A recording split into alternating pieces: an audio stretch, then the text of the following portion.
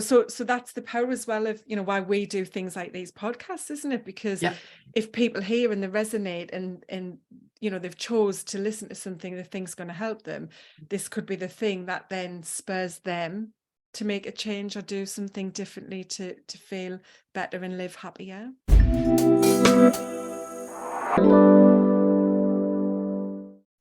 Hey, welcome everyone to How Change Changes You podcast.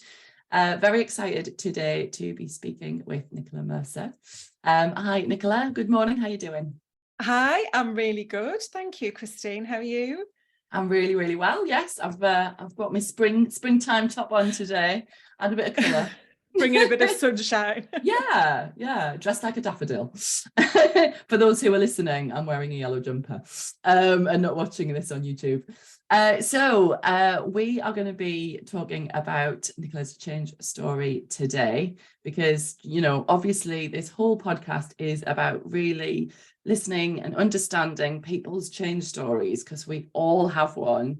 And Nicola has many elements that I'm sure will resonate with so many of you. So before we get started into that, Nicola, would you share with people where you're from, what you do, and a little bit about you? Yeah, of course. So I'm Nicola Mercer, and as you can hear from the accent, I'm from the northeast, just like you are. I live in Berkeley, just very close to the Angel of the North, so I have a lovely view of it out of the office window where I sit most days.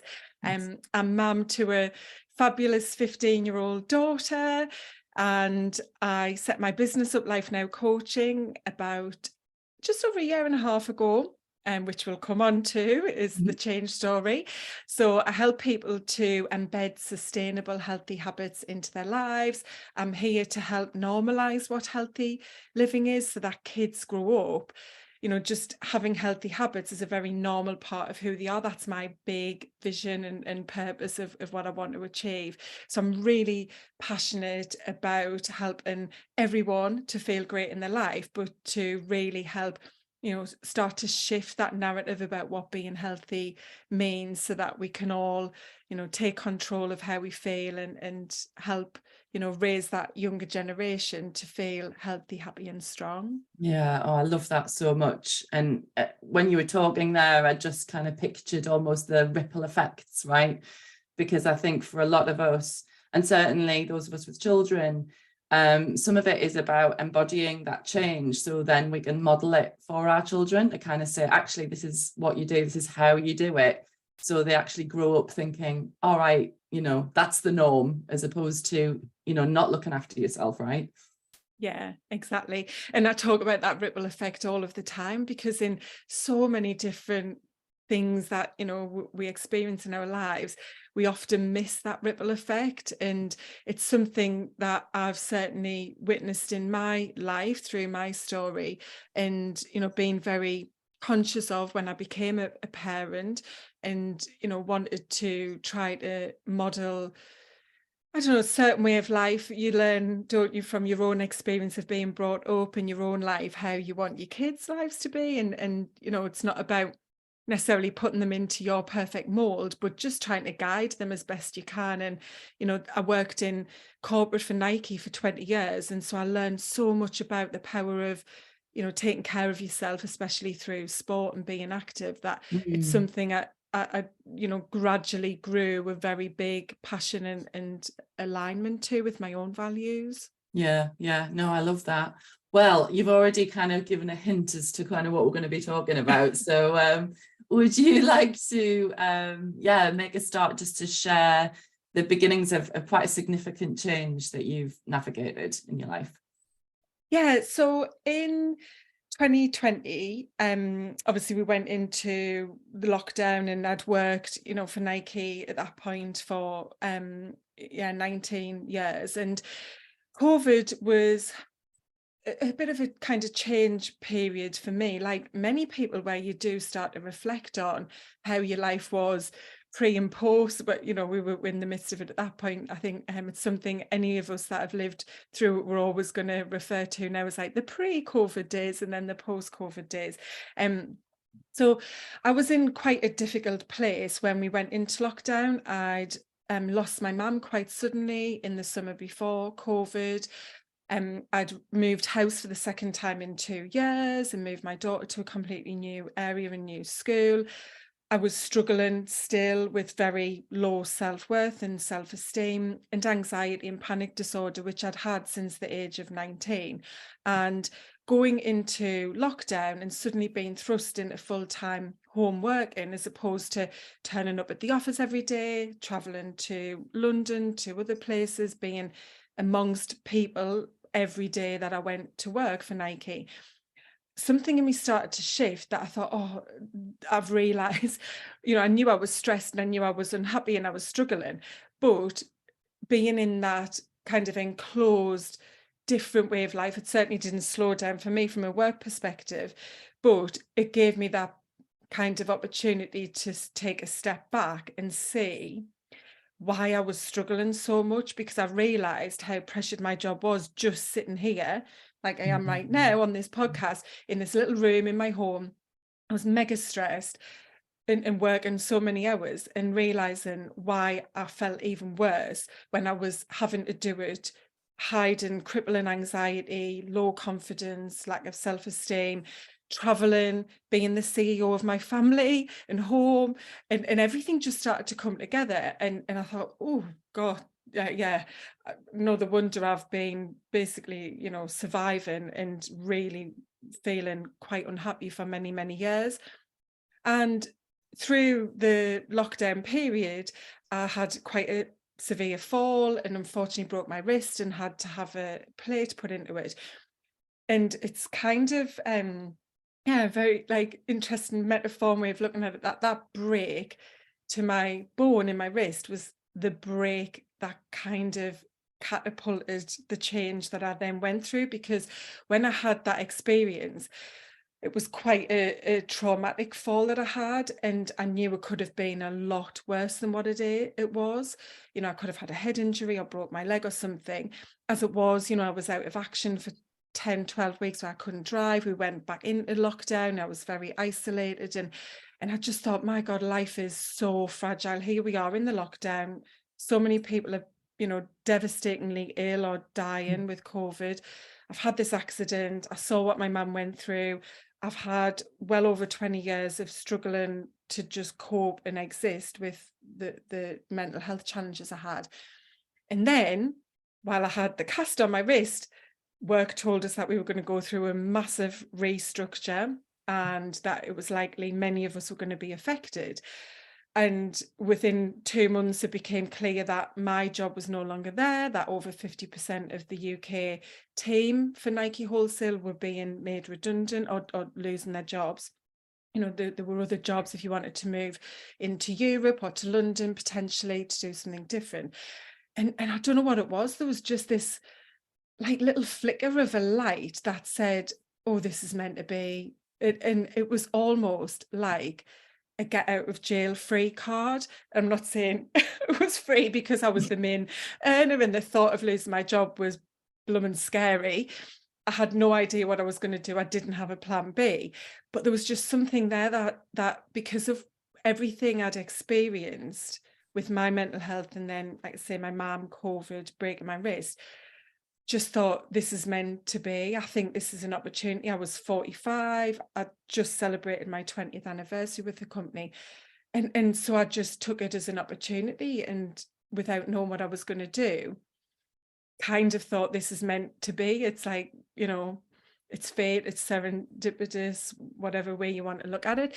And very quickly, once, it had happened, that's how it felt. It just became this opportunity rather than being something that could have really crippled me, which, before this had all happened, I used to think, oh, what would happen if ever I lost my job? Because we were quite a small team based in the Northeast anyway. We always said many of us were hanging on by a thread. There weren't many jobs we could do being based here, as so much had moved to London over the previous years. So, it was just the opposite of what I would have ever expected. Oh my.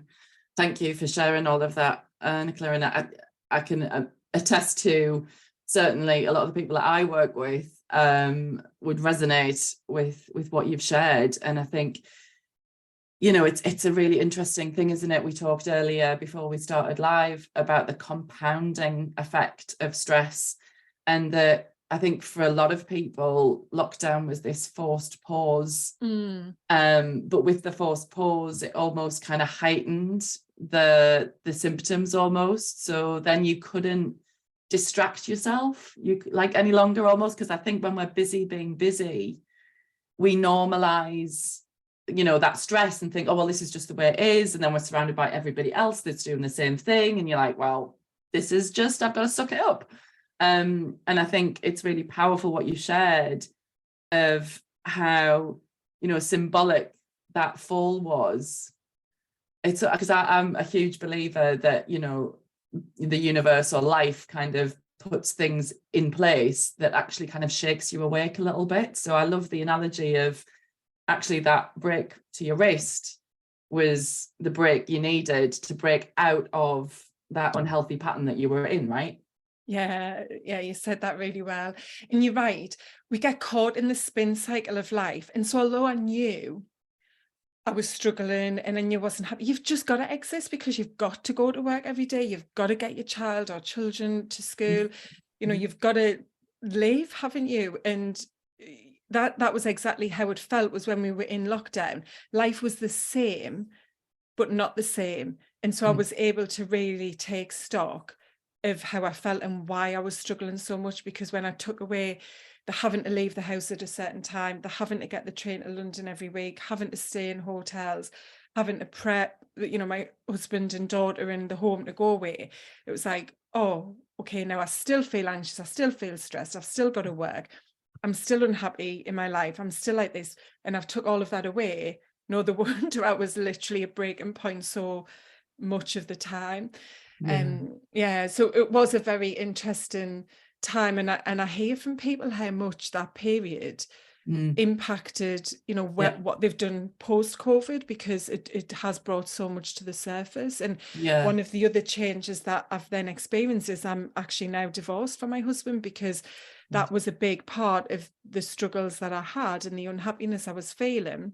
And certainly the stress, which, as you say, was heightened because we were then together a lot more through COVID. And, you know, on the back of me deciding to set the business up when I was made redundant, and the huge shift that started to begin in my mental health and my self-belief, you know, I was strong enough to make that decision, whereas, you know, I hadn't been in the past, when I was just, you know, living by default rather than design, as I like to talk about it. Yeah, because we touched on that, didn't we? And I think it's an important thing to highlight, I guess, for everybody listening, of how we can tend to kind of sleepwalk through life. I know definitely there was years I was doing that, where you almost kind of give your power away to kind of go, well, this is what's expected of me. I should be thankful that I have X, Y, Z, and nobody's got it perfect. And, you know,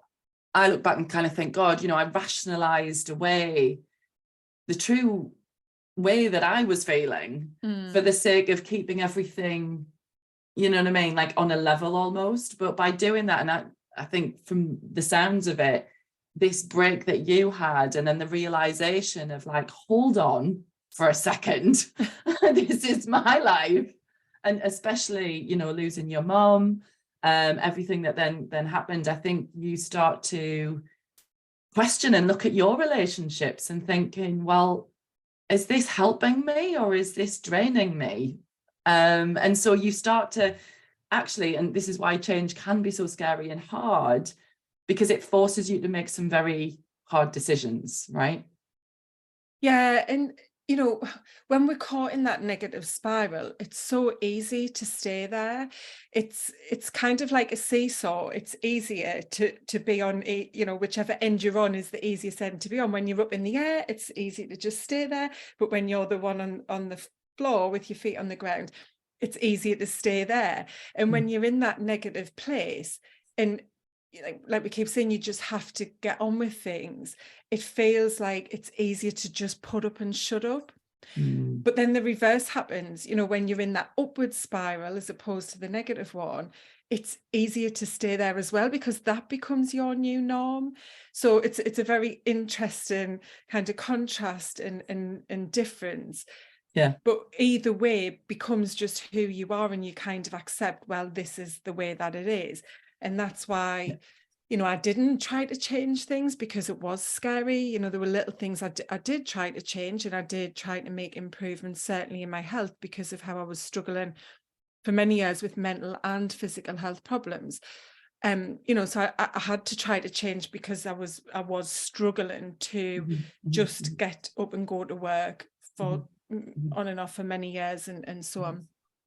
But the Yeah. big changes, yeah, it's just, it can feel impossible. And then when you are caught in that downward spiral, you know, with the inner critic going wild in your head, telling yourself that you're not good enough and you're not capable and you're someone that will never change and that's just your life, you know, all of those beliefs you've got, especially from childhood, which Yeah. we touched on right at the start, you know, of, well, this is it, this is who we are, we're just people that always have bad luck, or we're people that are always going to have to struggle, or we'll never have any money, you know, those kinds of stories Yeah. combined with then the other challenges you've got mentally become your reality. It's like, well, yeah, I've just got to stay Yeah. as I No, am. it is like a big cycle, and you said it Hmm. perfectly, of kind of getting stuck in that spin cycle, because it reinforces, it becomes a self-fulfilling prophecy. Yeah. And because a lot of us, we all do it, right? Our kind of beliefs are unconscious. And so we don't realize that it's a story that we tell ourselves. And often that's why it's great if you're surrounded by people, be that kind of friends that kind of can sometimes give you a bit of a shake you awake kind of thing. I mean, I do coin the phrase of giving people a loving truth bitch slap to kind of, you know, wake them up from a loving place. But it is to kind of wake up to the fact that actually you're not the story you tell yourself, that you can change that narrative.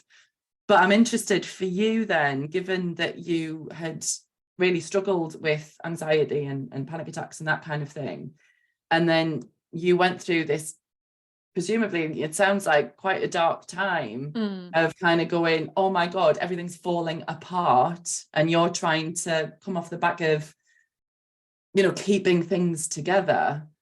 How, when you look back at it, did you notice that those narratives weren't helpful and know that there was a different way?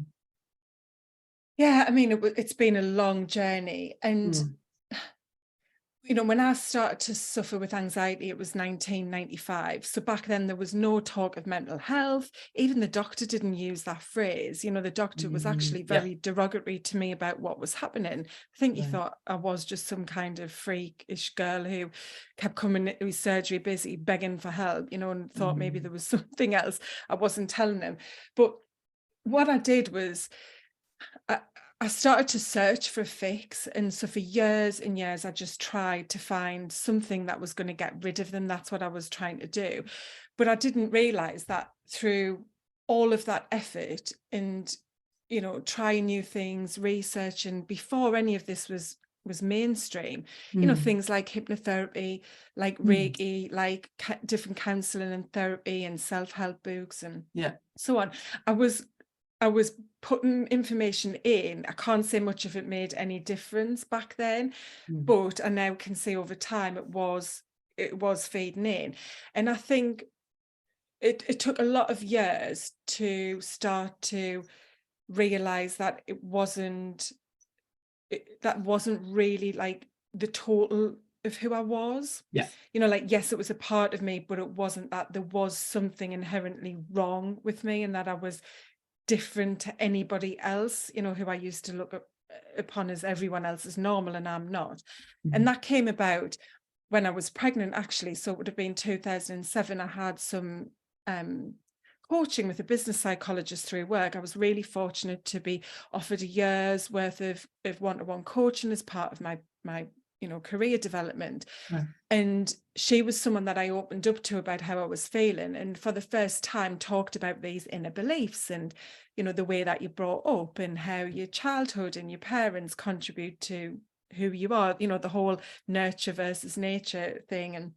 And that was brilliant timing, because that is what then helped me to start to think about when I was a parent, you know, how I wanted to be and what might Mm. impact my daughter and her belief system and personality and so on.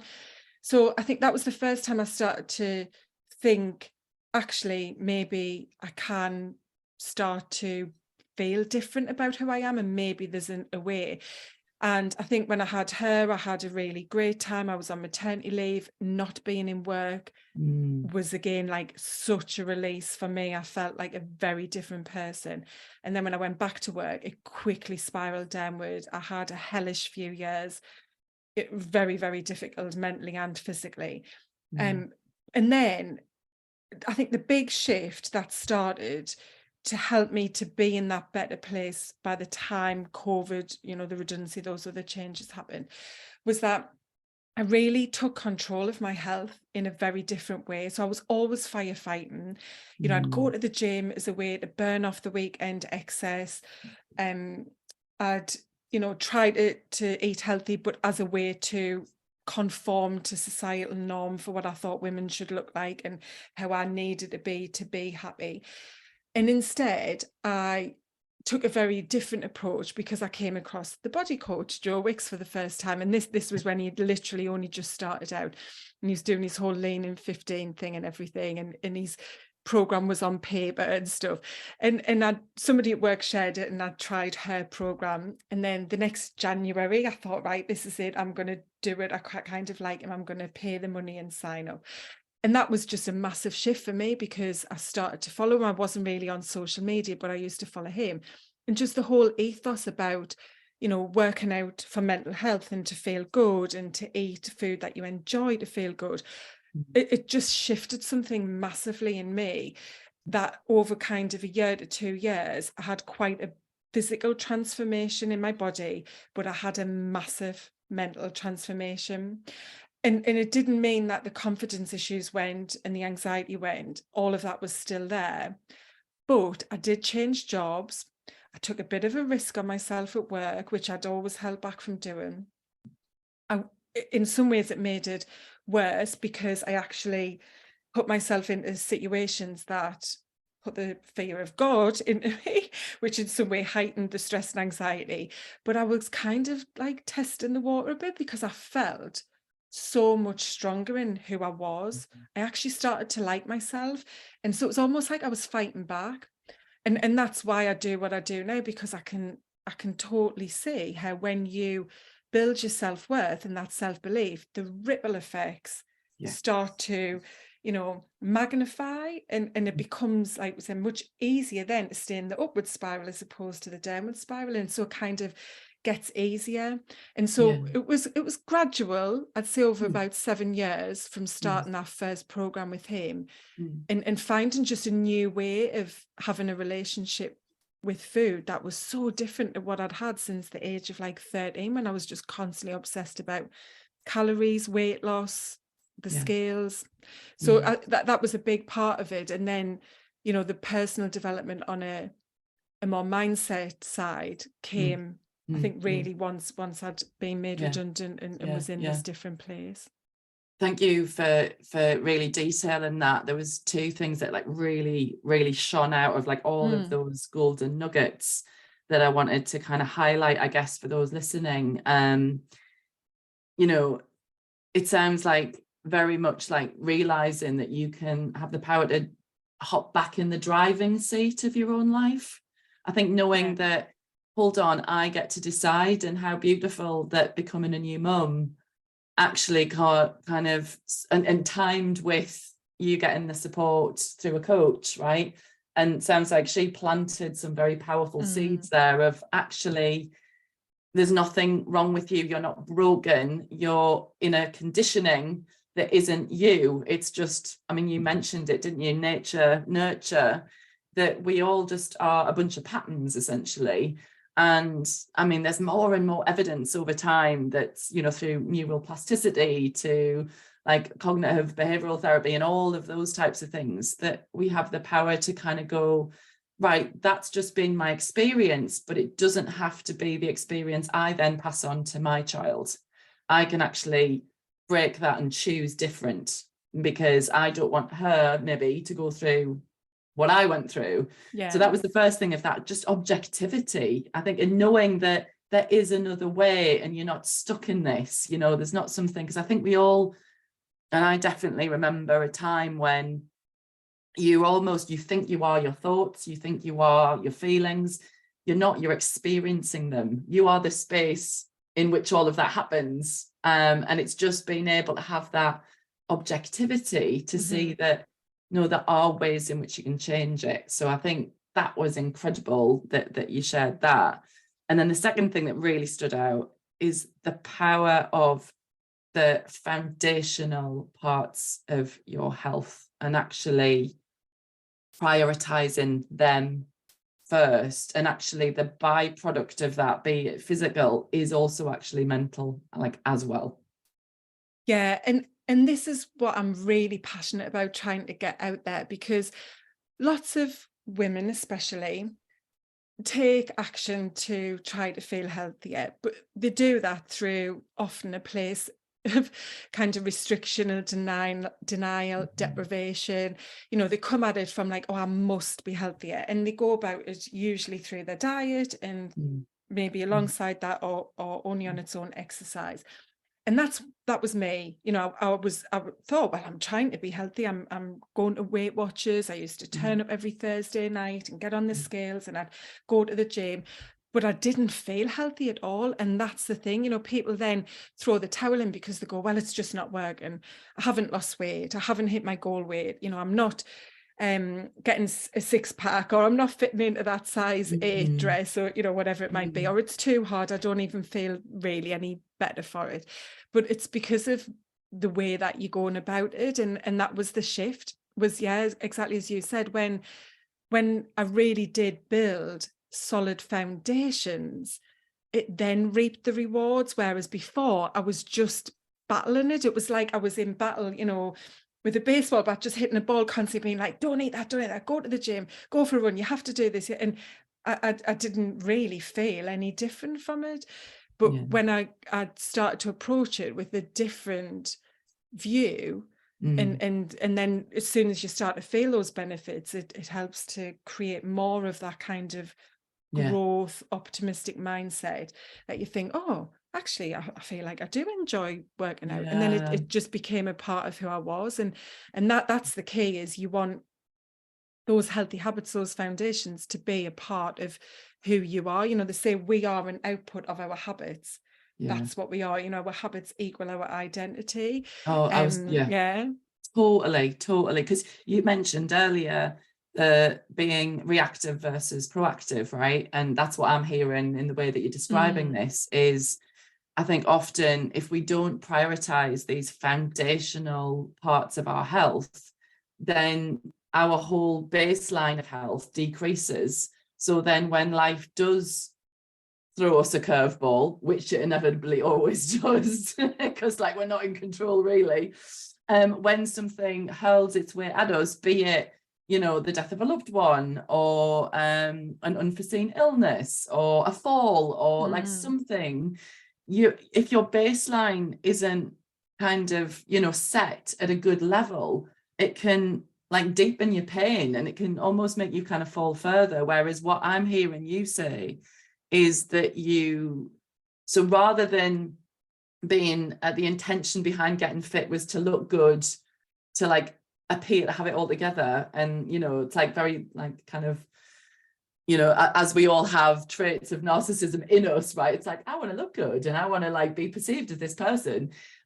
I'm hearing that instead of that, it was more of a lifestyle change, that it was more of I'm going to do this for me, you know, to build myself up. And then by the byproduct of that was, you said yourself, you felt stronger, you were able to go for another job, you were able to take a punt on yourself. So I love that link, because I think a lot of people maybe just think of exercise as just physical and mindset as, you know, just mindset, but they're linked, they're connected. Oh, yeah, absolutely. And you're so right, Christina, that the resilience piece you get when you are healthy is immense. And, you know, I did used to crumble when something came along, even if it was just something quite minor, you know, that we all have day to Mm. day. It didn't have to be the big thing. Even small things would just throw me off into such you know, an uncontrollable state. I was very, very emotional, very reactive, very volatile. I could be Mm. quite aggressive and angry, Mm. traits that I didn't like about myself. Mm. And, you know, the difference when you are taking care of yourself, just because, you know, you're sending that message that you value yourself and that you're important.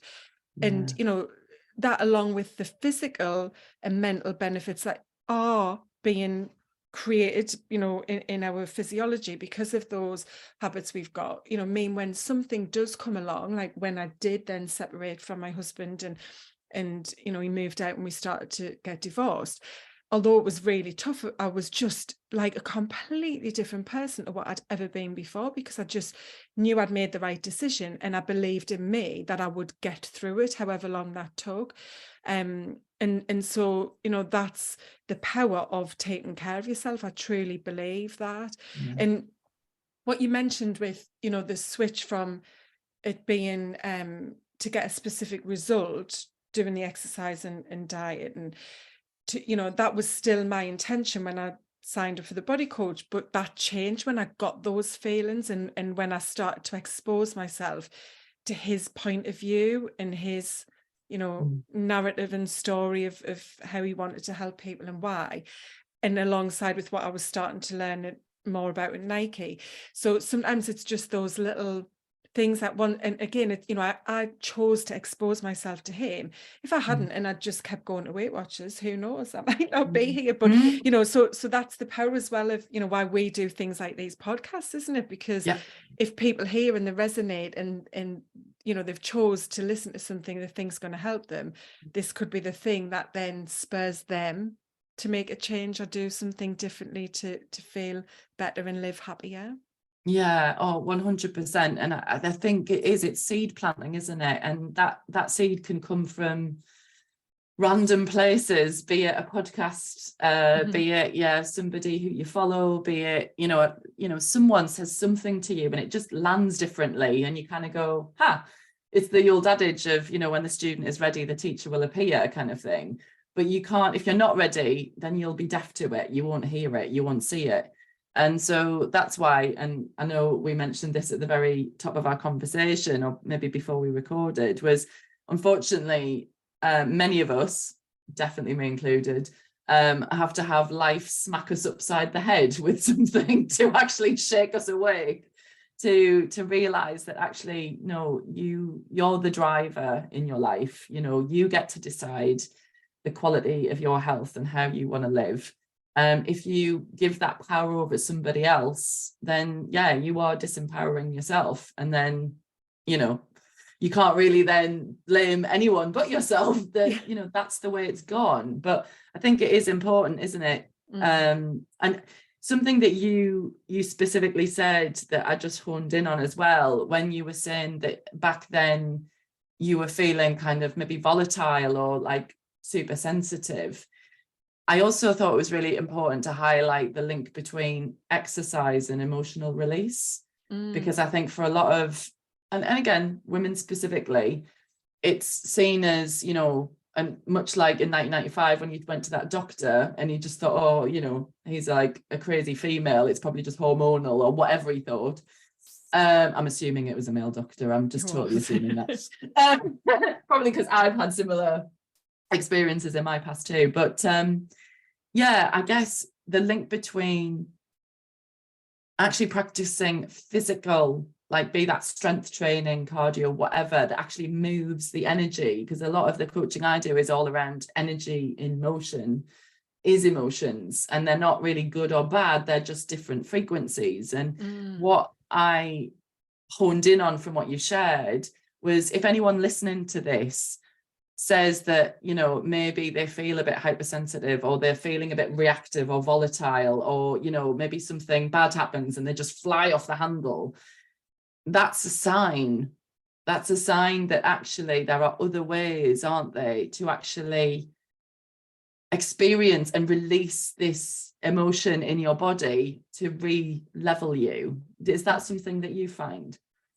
Yeah, Absolutely. And I think that was part of the shift in the catalyst, Yeah. because the training that I started to do through the body coach plan was very different strength training to what I'd been doing. A lot of what I did was classes, and for many years it was more of the classes to music, like Zumba Mm. or body combat, things like that. Yeah.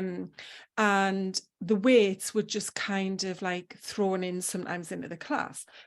But then when I started the body coach plan, it was very focused, kind of structured strength training Mm. that I hadn't really ever done like that before. Mm. Probably the type of strength training that many people even today still think of as male type of strength training. Mm. And we know, when we're in the sector we're in, we see a lot of women strength training, but I certainly know for a lot of my friends, Yeah. they're still not aware of how many women and how normal it is actually to do, strength training. Yeah. And that did definitely help. You're absolutely right about that emotional release. Even now, like I don't lift heavy weights, but I just love doing weights, Mm. even if it's just upper body. There's something about some shoulder presses and some Yeah. biceps and just getting Totally those agree. dumbbells, and sort of thing. And I think when I've been asked a question many times on other podcasts or interviews about, what's my non-negotiable, what makes Mm. the difference to me, what helps me, especially with my mental health, it's always movement. And I talk about it as movement rather than exercise, because exercise, especially to many women, has a Mm. very negative connotation associated with it too. School and PE, and I certainly hated PE. I was no Yeah. good at anything sporty and active at school. But now I'm a personal trainer, I'm qualified. I don't Yeah. do personal training as such. I just use it through my coaching. But Yeah. because I see that power of certain types of movement, and the strength, weights especially, I just think can really help people who are struggling with their mental health or stress. It's a very powerful way to help manage your anxiety. And because of the way you breathe, you need to breathe when you do an exercise Yeah. like that. Mm. Whereas maybe if you're doing more of the high impact or running, high cardio type intensity training, your breathing might be still quite erratic. But when you're doing Mm. weights and Mm. it helps to deregulate, Yeah. Yeah. No, your, 100%. yeah, your breathing, doesn't it? So Yeah. Yeah. yeah, No, that's a I love really that. good association you've made there. Yeah, well, no, I just, like I said, because I think to you and I stumble across this all the time because we live, breathe, and eat this stuff, right? You just assume that this is common knowledge and this is what everybody knows. But actually, I find that some of the most simple things are actually the most powerful. And I totally agree with you that, I, through my journey, definitely have found weightlifting just, it makes me feel powerful. And Yeah. it's that it's that physicality of like, I've just, lifted, I did that. And you carry yourself differently, I think. And especially it's that good feeling, when you've worked your muscles and you kind of like, yeah, Yeah. like, and so It, that's almost like a, mhm. so it's not separated in terms of, a lot of people, and over the years it's been, a lot of affirmations, which are powerful, yes, but I just think matching it with the physical and prioritizing it from a place of I love myself enough to do this for my health, it just sends a different message to your whole system. Yeah. And I'm very again passionate about sharing that the things you do physically probably have more benefit mentally. Like, Mm. I'm not really lifting weights to build big muscles. That's not what I Mm. want. Yeah. I do feel good knowing that I'm physically strong, but it's this strength that comes internally. That's, as you said, I think, just everything about, yeah, I did that. And, having to drive yourself through that session, knowing you did it. But, we know there's lots of things happening whenever we exercise that impact our physical health as well. And then, things like you mentioned with the affirmations or gratitude practice, or, any of those kind of more mental healthy habits, they have a big impact physically as well. You know, the Yeah, whole mind body connection is just is 100% interwoven, isn't it? You know, they're each 100%. impacting Yeah. the other. And Yeah, it's self-regulation.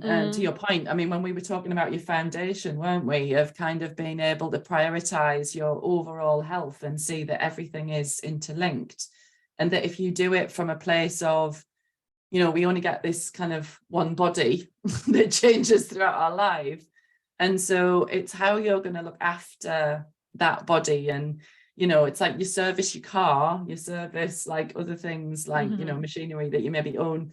So why wouldn't you service this kit and know that actually I'm going to feed it good things, and I'm going to move it, and I'm going to celebrate that I can move it, rather than fill it full of toxins. And you know, because that has that downward spiral effect. So it is about balance. Yeah. You know, and some people take it to an extreme one way or an extreme the other way, like you say, but it's being able to, you know, and I don't think it's a one size fits all, is it? It's finding what works for you specifically, and then practicing that, and then reaping the benefits of better mood, being able to, you know, be more resilient, so that when things do come in life to challenge you, that you've got enough fuel in the tank to be able to meet it, right? And kind of go, no, I've got this. Like, yeah, it's going to be hard, but I've got this because I've put the effort in to build it up.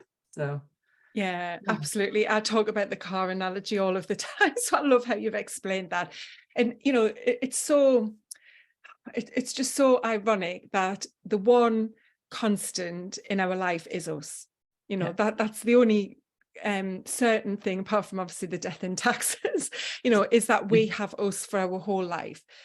But yet we are often our worst critic.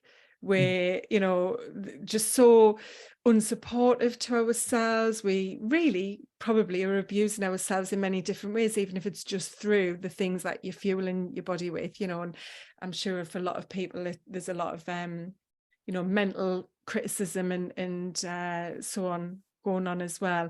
So yeah, it's really important, as you've said, to fuel yourself in every way. That and fuel isn't just the food; it's all of the mental stuff as well. It's everything, yeah, because you're right. everything. Like we are like that machine, and everything has to work in harmony. If you didn't have oil in your car, it wouldn't drive. If you didn't have, you know, what's it called, the antifreezing, Yeah, it would yeah. freeze up, and Then that all would, of those things. Yes, yeah, you've got to, the harmony. And you're right, with the one size fits all, that's absolutely my approach to health. It's your life, you know. Yeah, there are some people who maybe have more healthy habits and are more healthy than you, but I'm very, you know, clear about people having to, you know, work on self-acceptance as well with where you are in your yes, life. And I think that exactly. that was a challenge with me for many, many years, was, you know, not accepting that I was somebody with anxiety, that I was somebody who struggled with stress, that I was somebody who wasn't going to be a perfect size 8, you know. Yeah, And so that's a big piece of the whole puzzle as well, is, you know, to have mm, self-acceptance, have self-compassion, and yeah, then, you know, find what you need and give mm, you the yeah, right fuel to feel great. absolutely. Because I Mhm. think, you know, again, it's that emotional roller coaster. And I think we all get stuck in that place of being self-critical. But then that puts you often in a kind of victim mode of life happens to you. And I often like talk about, you know, well, what if life's actually happening for you, through you, and actually you're being sent these things to, you know, teach you something, right? Which guides me, segues me in perfectly to the reflection kind of questions that I ask all of my lovely guests. Um, Given the journey then that you've been on through career change, but also loads and loads of other changes that are packed into this, what would you say are some of the like greatest learnings looking back that this change has taught you? The big one is that I am strong. Mm, And it's so ironic, because for so many years I thought I was weak and pathetic, and that I, yeah, you know, wasn't capable of just living life like I saw mm, everybody else easily mm, living their lives. mm, But to actually be able to live with the way I know I felt and the struggles I had, and still build a career and have a life and, you know, experience some good things, I mm, am strong. and I doubted that, and that's disappointing that I've, you know, wasted a lot of years having that very negative self-belief. But at least now, you know, I can reflect on that and I can use that to empower me more to the rest of Yeah, my and life. others, given what Yeah, you're doing now. yeah. You've kind of gone on that journey, and I often think that, you know, similar to me, I guess, that, you know, when a lot of people have gone through these dark nights of the soul, or something that is, you know, you were a certain way for many years, which caused a lot of struggle, that means that you can then meet people where they're at and go, you know what, it resonates how you're feeling, and it's okay. It's okay to feel that way, and it doesn't mean that that has to be your life forever, because then you become that kind of role model, really, for, or inspiration, to kind of go, look, this is where I was, but hey, this is where I am now, and it's possible for you too. So I love that. Yeah. Oh, Yeah. great. Thank you. Yeah. So along with that kind of learning, and great that, you know, it's that kind of strengthening, and sometimes we need to, you know, it's that analogy, isn't it? It's like you need to lift the weight to gain the strength. So you can't gain the strength without lifting the weight. So it's kind of like the struggle's part of the resilience, right? Like that's the way it works. So with that in mind, what did the change really like strengthen in you? My purpose. I think I always felt a bit, yeah, on a road to nowhere almost. And something that I've worked through quite a bit over the past year is that um, I was actually quite driven when I was young. I wouldn't say I was ever ambitious, but I was driven to want a good life, which included lots of travel. That's always been a thing for me. And I got very lost along the way, as you can probably hear from the story. Like, people who are in these situations, you do lose sight of who you are and what you're here for. And that's been a big thing that I've kind of got now very clear on, and just love, is that I know what I want from my life. You know, I know I want to do this thing that I'm doing to help other people. I've got big ambition to change, you know, health and what it's about in a big way, which I can't believe, because like I said, I didn't think I was a person with ambition. Certainly through my career, I wasn't ambitious. I just fell into whatever, you know, was kind of there to keep work interesting and keep the salary going up. So I think that that's been a really big strength thing that's come through, is that part of my identity that I just didn't have a clue on, really. I didn't know how to ever describe myself before, where now I'm absolutely clear about it. And that's, I got a real good like strengthening feeling from that, of, you know, when you've got clarity on like what you stand for. It's like, if you don't stand for anything, then or if you don't stand for something, you'll fall for anything. That's kind of the saying. But I think I can certainly resonate, and I'm sure people listening and watching can. I think we all feel lost at times. And I think when we feel lost, then sometimes we'll feel purposeless, and then that can send you on a bit of a downward spiral. And sometimes our purpose changes, right, through our life. And so it's those important parts to actually know to ask yourself some questions, and to really take account for an ownership for, right, well, this is what's working, but actually this is what's not working. And just to your point, and I use the phrase a lot, of being compassionately curious with yourself, and just kind of ask those questions and see what comes up. So I love that you said purpose, because I think it's that grounding, empowered kind of feeling that comes across when you share it. So finally, obviously what you learned, and I know when we very first started the conversation, we were talking about actually, you know, that struggles are here ultimately to strengthen us. And that you mentioned about Mel Robbins saying she interviewed people about, you know, people who've gone through struggles, that would they have gone back and changed that? It's interesting, isn't it? And you said 90% of people said, well, no, because it's made me who I am. It's strengthened me. It's formed me. It's kind of, you know, it's almost kind of taken away all of the bits that weren't working to reveal my purpose, or to reveal who I'm supposed to be and who I'm supposed to help. So it's really uplifting, that. I love it. You're giving me a boost of inspiration this morning. Oh, that's good to hear. So when you think of all of that being said, and how has that, given where you are today and the beginning of your business, kind of, year and a half in, and knowing that, okay, this is where I've come from, how has those things influenced how you show up for yourself today? Yeah, this is where it's quite an emotional thing, really, because I don't want anybody to experience what I experienced. If I knew that my daughter was feeling like I did, that would break my heart. I don't want her to have a life like that. But if I hadn't had that experience in life, then I wouldn't be feeling the way that I am now. Yeah.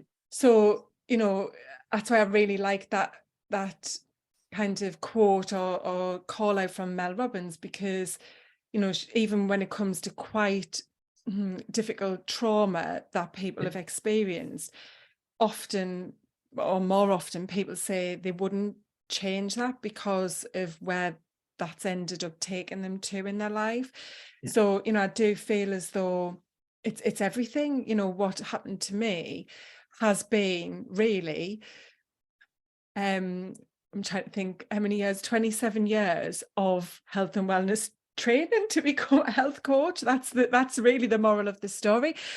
And I don't want anybody else to have to suffer the way I did and lose years, and people talk about not having regrets and, that you've got to just look forward. Obviously, we all look backwards and there's things you wish didn't happen and so on. You can't help but feel that way. But at the same time, I'm very grateful that I am where I am now, because I never imagined this. Like, even when I used to wish to be confident, to be able to stand up and speak, to not get anxiety, to not feel like I was going to die when I was in a room full of people, I didn't wish for this. I wished for a lot less than this. And I can't believe that this is how I feel. So, everything that I've experienced has all just meant that I can now offer other people the support. I can give them a fast pass to feel more worthy and in control and strong and happy in their lives. That's the power of what I've experienced. And I guess that's got to be then the payback, isn't it? As I've gone through that to now be able to or pay it forward, to other people. Yeah. Oh, I love that. Beautifully said. It's that strength training. And that's the beauty of hindsight, isn't it? Because when you're in the middle of it, and anyone who's listening to this going, oh my God, I want to be there. I want to be there. Know that, like, you're exactly where you're supposed to be. But the difference is, and exactly what you've shared, Nicola, is very much around creating that space. And I think giving yourself that time and maybe getting some support to actually just know that doesn't have to be a continuing pattern in your life, and that you can, navigate out of it. It's possible, and there's loads of support out there, that you can grasp onto. So for people who want to contact you, Nicola, like, please do share kind of all of the ways where people can. We'll make sure, obviously, that all of the links are in the show notes as well. But yeah, just to give people an idea of where you're at and how they can contact you. Yeah, so I'm on LinkedIn and Instagram the most. You can find me on LinkedIn as Nicola Mercer, and also Life Now Coaching, which is where you'll find me on Instagram. And I've got a podcast as well, which I'm hoping you're going to come on and have a chat with me about as well. You can share a bit about some of your healthy habits, called Live Healthy Now. So yeah, I'm just all about trying to help normalize healthy habits and bring, lots of inspiration to people. As we said, there's not a one size fits all approach. So it's just about finding what might help you for where you are in your life at the moment. So yeah, connect. Let me know if you've listened to the podcast. I'd love to hear from you. Absolutely. Yes, we would love to know. I know there's like places to put comments, be that on YouTube or wherever you're listening to the podcast right now. So thank you, Nicola, for sharing your change story and just for being so open, authentic, genuine, and just sharing your journey. Is I know that it will have planted a ton of seeds for a lot of people listening. So thank you. Oh, you're really welcome. I've enjoyed it, and yeah, thanks for the opportunity as well. Absolutely. Bye.